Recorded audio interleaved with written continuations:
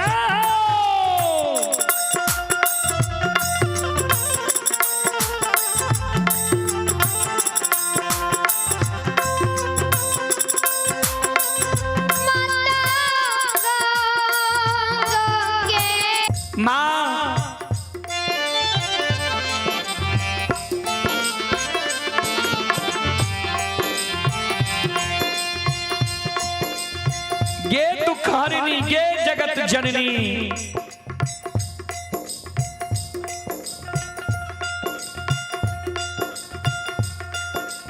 संत शिरोमणि त्रोदाबंधो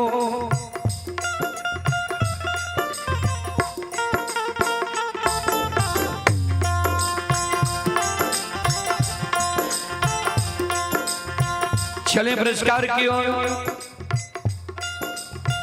आप हैं अमित कुमार जी,